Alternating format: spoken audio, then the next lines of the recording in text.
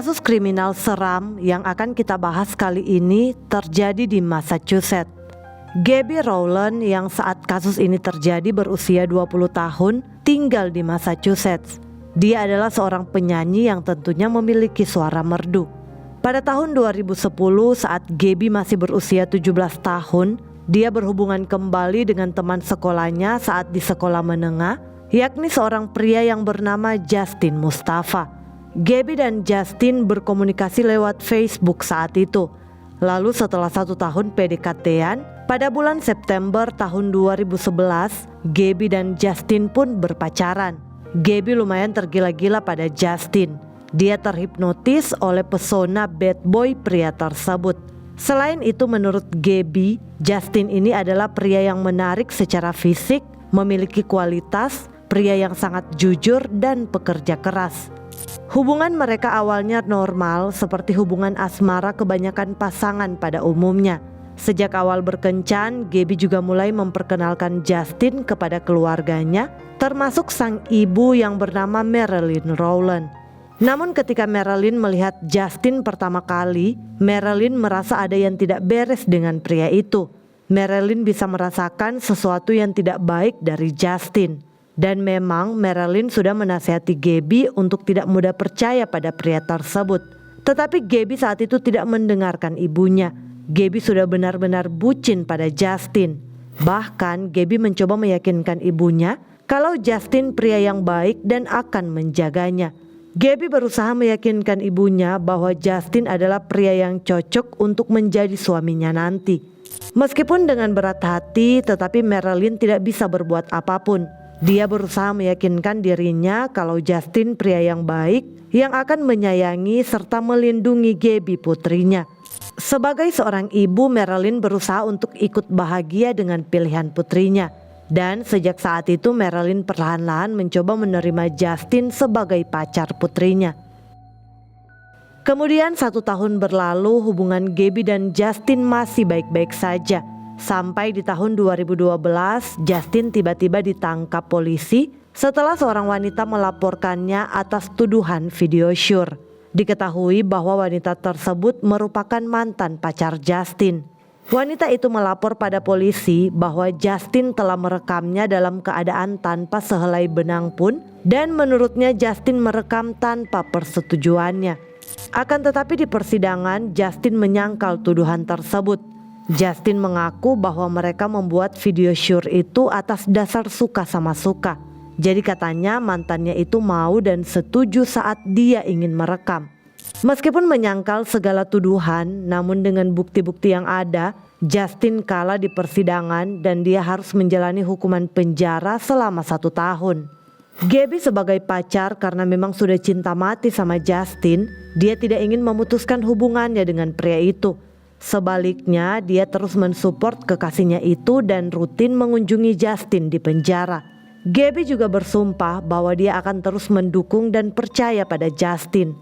Di sisi lain, Marilyn sang ibu memperingatkan Gabby untuk kedua kalinya agar mengakhiri hubungannya dengan Justin. Karena setelah kasus Justin bersama mantan pacarnya itu, Marilyn pun makin yakin bahwa Justin adalah pria yang tidak baik. Usaha Marilyn yang mencoba mempercayai dan menerima Justin seketika runtuh kembali. Namun Gabby tetap tidak mendengarkan ibunya. Nah, selama di penjara, hubungan Gabby dan Justin diketahui mulai renggang. Mereka jadi sering bertengkar. Justin suka marah-marah pada Gabby saat Gabby berkunjung ke penjara. Justin yang posesif mulai menuduh Gabby selingkuh dengan pria lain. Tetapi Gabby pastinya menyangkal hal itu. Dia terus meyakinkan Justin dan menyemangati Justin dalam menjalani hukumannya. Waktu pun berlalu setelah 1 tahun dikurung, tepatnya pada bulan Januari tahun 2013, Justin Mustafa bebas dari penjara. Lalu tak lama setelah Justin bebas, Gabby mengandung buah hati mereka. Mengetahui pacarnya hamil, Justin awalnya tampak bahagia. Namun tiba-tiba entah mengapa Justin menuduh Gabby telah melakukan segala macam hal yang bodoh. Justin menuduh Gabby tidak setia padanya dan Gabby telah berselingkuh dengan pria lain saat dia masih di penjara. Justin juga ragu dan mengatakan bahwa anak yang dikandung oleh Gabby bukanlah anaknya. Bahkan parahnya, Justin menyuruh Gabby untuk meluruhkan kandungannya itu. Di titik ini, Gabby mulai menjadi frustasi. Dia tidak menyangka Justin setega itu padanya. Keduanya juga terus-terusan bertengkar. Kemudian satu hari pada jam 4 pagi, Justin dan Gabby bertengkar hebat. Dia memukuli Gabby yang sedang hamil sehingga Gabby mengemasi barang-barangnya dan melarikan diri ke rumah temannya untuk berlindung. Saat itu Gabby merasa takut dan malu untuk pulang ke rumah ibunya. Di hari berikutnya, Justin menghubungi Gabby kembali dan mengatakan bahwa dia menyesal, dia ingin berubah, dan dia ingin merawat bayi yang dikandung Gabby bersama-sama. Tetapi sayangnya saat itu Gabby malah keguguran karena depresi dan tertekan dengan semua hal yang terjadi dalam hubungan mereka.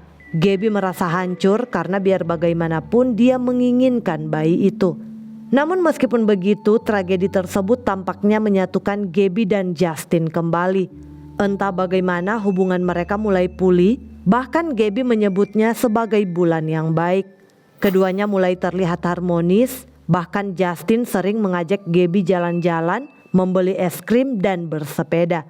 Gabby pun sempat merasa bahagia dengan perubahan Justin dan dia mulai semangat memikirkan masa depan mereka.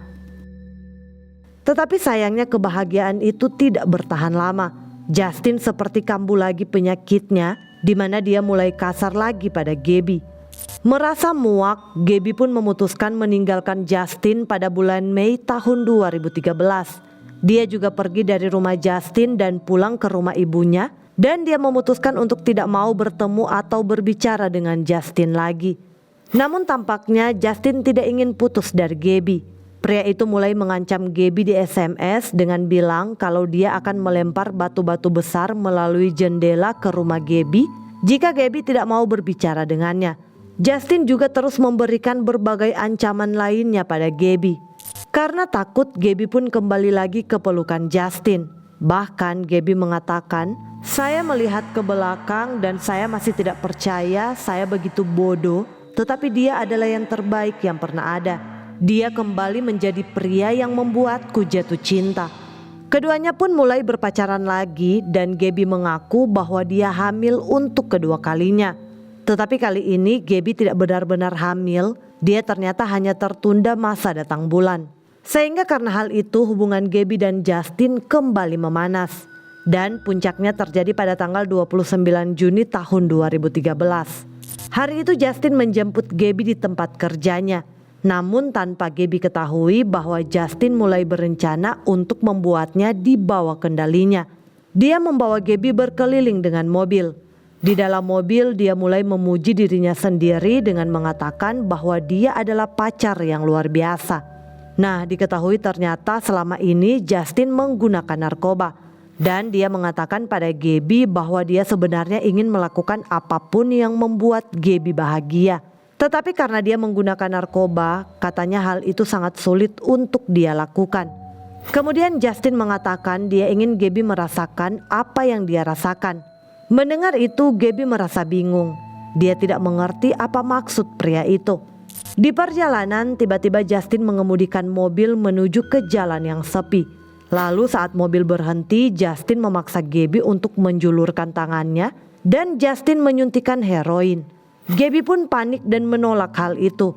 Gabby mengatakan bahwa dia tidak pernah menggunakan narkotika selama hidupnya dan dia sama sekali tidak tertarik untuk menggunakannya. Namun Justin memaksa dan menahan Gabby sekuat tenaga sehingga dia berhasil menyuntik Gabby dengan heroin. Saat itu Gabby langsung merasakan ketakutan dan gemetar.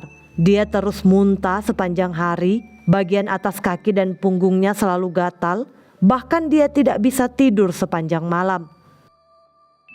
Hari demi hari selama 1 minggu Justin terus menyuntik Gabby dengan heroin 1-2 kali sehari dan dia memukuli Gabby ketika dia tidak patuh. Gabby juga harus pergi bekerja dengan mata hitam serta memar di wajahnya. Dan Justin terus-menerus mengatakan pada Gabby, "Kamu gadis yang buruk." Kemudian satu waktu ketika Justin menjemput Gabby di tempat kerja, dia kembali membawa Gabby ke jalan yang sepi. Lalu dia keluar dari mobil dan menyuruh Gabby untuk turun. Setelah itu dia menyuruh Gabby untuk menurunkan celananya dan membungkuk. Dengan terpaksa, Gaby pun menarik celananya ke bawah dan membungkuk di belakang mobil. Dan saat itu Justin memukuli Gaby berulang-ulang menggunakan ikat pinggang. Dengan kesakitan sambil memohon dan menangis, Gaby berteriak memohon untuk Justin berhenti dan Justin berhenti memukulinya. Tetapi ketika Justin berhenti memukul, dia merudah paksa Gaby.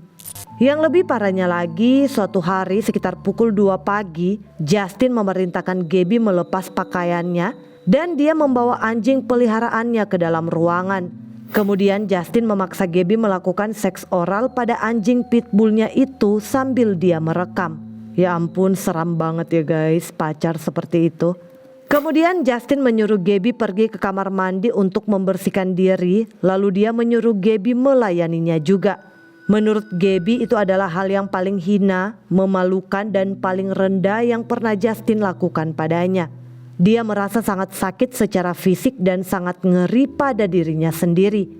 Seminggu kemudian setelah merasakan kekerasan dan hal-hal tidak manusiawi dari pacarnya, pada tanggal 5 Juli tahun 2013, Gaby pergi ke tempat kerja.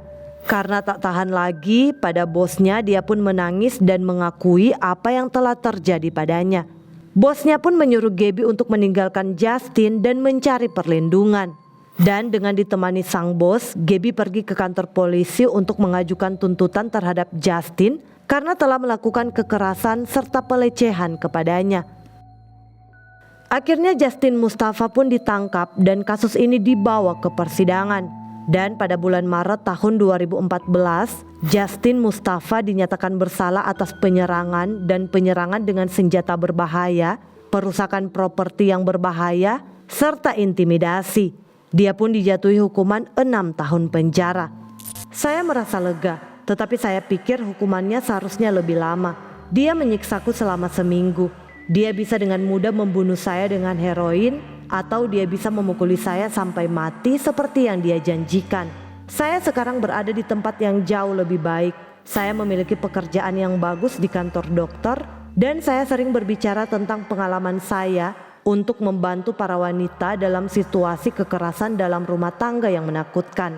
Saya pikir saya telah meninggalkannya berkali-kali, tetapi saya tidak melakukannya karena saya selalu berpikir semuanya akan berhasil dan selalu ada ancaman bahwa dia akan menyakiti saya, ungkap Gaby. Nah, setelah di penjara, Justin Mustafa mengajukan perubahan identitas atau namanya.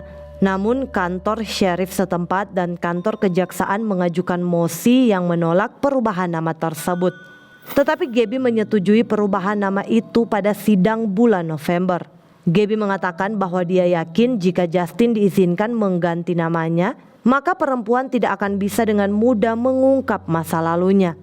Hakim setempat mengizinkan Justin mengubah namanya menjadi Justin Curtis. Tetapi karena beberapa pertimbangan, hakim membatalkan keputusan sebelumnya dan mengubah namanya kembali menjadi Justin Mustafa. Justin mengatakan bahwa hukuman yang dia dapatkan yang dipublikasikan secara luas telah berdampak pada banyak aspek kehidupannya. Namun dia menegaskan bahwa perubahan nama bukanlah upaya untuk menyembunyikan perbuatannya sebelumnya. Nah teman-teman, kasus Gaby ini cukup viral saat itu dan menarik perhatian media nasional. Kasus ini juga dijuluki sebagai Minggu Neraka. Apa yang terjadi pada Gaby sangatlah menyeramkan. Tetapi syukurnya Gaby masih bisa selamat dan menjalani kehidupan yang lebih baik sampai saat ini.